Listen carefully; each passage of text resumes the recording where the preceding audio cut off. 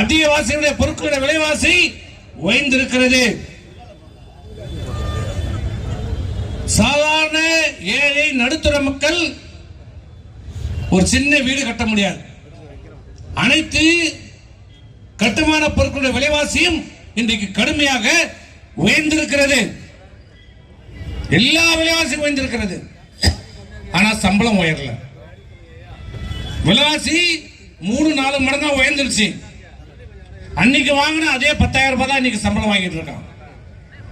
ஆனா இன்னைக்கு 20,000 ரூபாய் செலவாகுது. வேலை வாய்ப்பு இல்ல. இந்த அரசு 3 ஆண்டு காலம் பொறுப்பேற்று இந்த ஸ்டாலின் அரசுல எத்தனை பேருக்கு வேலை வாய்ப்பு வழங்கப்பட்டிருக்கிறது? இருக்கிற பணிகளை இந்த அரசு ரத்து செய்கிறது. இன்னைக்கு ஒரு தாசில்தார் ஒரு பதவியில ரிட்டையர் ஆகிறாருன்னா அந்த பதவி அன்றோடு அந்த பதவி ரத்து செய்யப்படுகிறது. புதிதாக அதில் நியமிப்பதற்கு நடவடிக்கை எடுக்கப்படவில்லை. இந்த அரசுடைய லட்சணம் 3 வருஷம் இந்த வேலை வாய்ப்பை தேர்வு செய்கிற தேர்வு ஆணையத்துக்கு ஒரு தலைவரை கூட நியமனத்துக்கு வக்கு இல்ல, துப்பு இல்ல. உனக்கெல்லாம் எதுக்குடா ஒரு ஆட்சி? எதுக்கு இவனுக்கெல்லாம் ஒரு ஆட்சி? ஒரு தேர்வு ஆணையத்திற்கு ஒரு தலைவரை நியமிப்பதற்கு துப்பில்லாதவர்கள் நிரந்தரமாக ஒரு தேர்வு ஆணையத்தை முழுமையாக அதனுடைய உறுப்பினர்களை நியமனம் செய்து தலைவரை நியமனம் செய்ய வக்கில்லாதவர்கள். அப்புறம் எப்படி நீ வேலைக்கு எடுப்ப?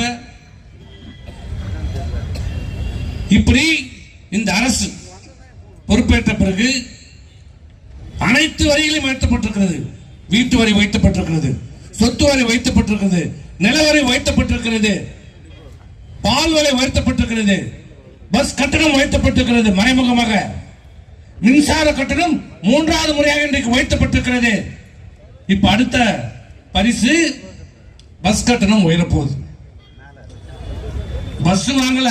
இந்த 3 வருஷத்துல வருஷம் சொல்றான் பட்ஜெட்ல 1000 பஸ் வாங்குவோம், 1000 பஸ். இந்த 3 வருஷத்துல இப்ப எவ்வளவு பஸ் வாங்கிருக்கணும்? 3000 பஸ் வாங்கிருக்கணும். எத்தனை பஸ் இங்க போட்டிருக்கிற? இல்ல.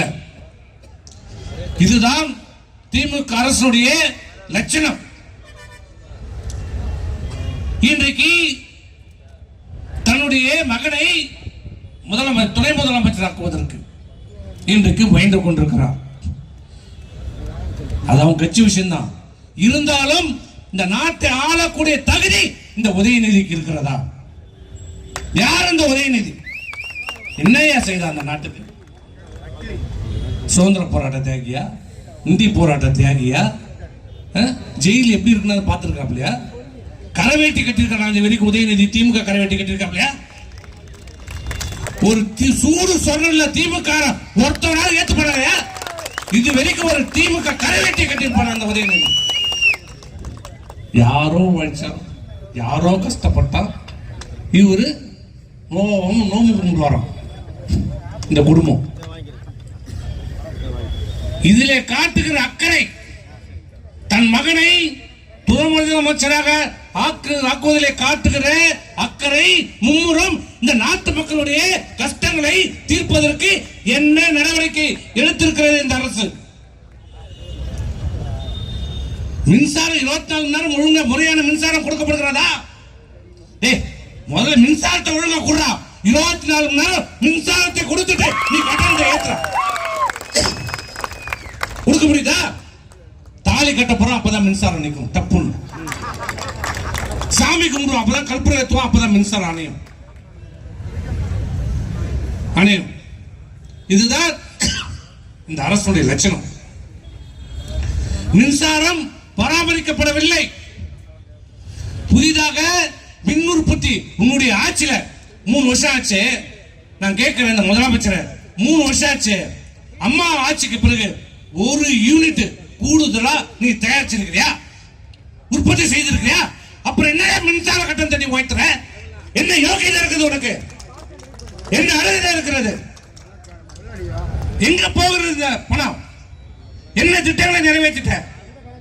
என்ன செயல்படுத்திட்ட? மக்களுடைய ஏழ்மைகளை மாறிடுச்சா? வேலைவாய்ப்பு உருவாக்கிட்டீங்களா? புதிதாக கட்டமைப்புகளை உருவாக்கிட்டீங்களா? பள்ளிக்கூடம், புதிய பேருந்துகள் பண்ணிருக்கிறியா? எங்க அம்மாவுடைய ஆட்சி, எடப்பாடி ஆட்சியில கொண்டு வந்த திட்டங்களை தவிர இந்த 3 ஆண்டு காலத்துல என்ன திட்டங்களை செய்திருக்கிற? இந்த விழுப்புரத்துக்கே சொல்லு, 3 வருஷத்துல என்னையா செய்திருக்கிற? ஏதாவது செய்திருக்கிறார்களா? இல்லை. ஆக இப்படிப்பட்ட மக்கள் விரோத அரசு, ஸ்டாலினுடைய அரசு மக்களை பற்றி துளியும் சிந்திக்காமல், மக்களை பற்றி துளியும் கவலைப்படாமல், தன் குடும்பம், தன் மகனை துணை முதலமைச்சராக்கப்பட வேண்டும் என்பதிலே கவனம் இருக்கின்ற முதலமைச்சர் இந்த ஆட்சியினுடைய இந்த மின் கட்டணத்தை அனைத்து இந்திய அண்ணா திராவிட முன்னேற்ற கழகத்தின் சார்பாக வண்டியாக கண்டித்து நடைபெறுகிற இந்த போராட்டம்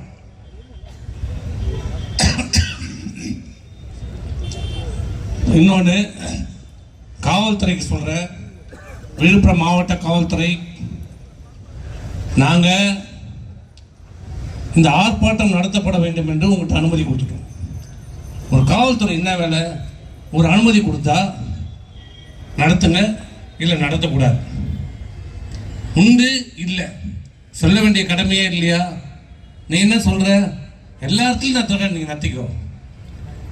நான் கேட்குறேன், நாளைக்கு ஒருத்த வரோம், நான் கான்சர்ல சாராய கடை வைக்க போறேங்க, உங்கள்கிட்ட பணம் கொடுக்குறோம், அதெல்லாம் நாங்கள் எதுவும் கொடுக்க மாட்டோங்க. நாங்கள் உண்டுன்னு சொல்ல மாட்டோம், இல்லைன்னு சொல்ல மாட்டோங்க. நீ என்ன வேணாலும் பண்ணிக்கோ. அப்போ அவன் சாராய கடை நடத்திக்கலாமா?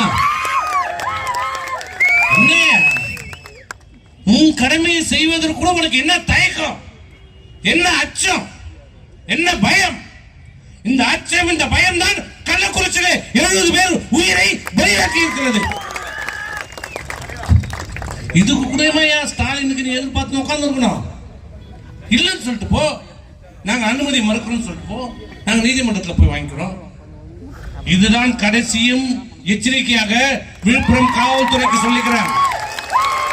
இன்றைக்கு இந்த ஆர்ப்பாட்டத்தை மாவட்ட கண்காணிப்பு அலுவலகத்தில் வைக்கணும் தான் இருந்தேன். இருந்தாலும் நாங்கள் சட்டத்தை மதிப்போம் என்ற ஒரே காரணத்தால் இறுதியாக உங்களுக்கு எச்சரிக்கை விடுகிறோம்.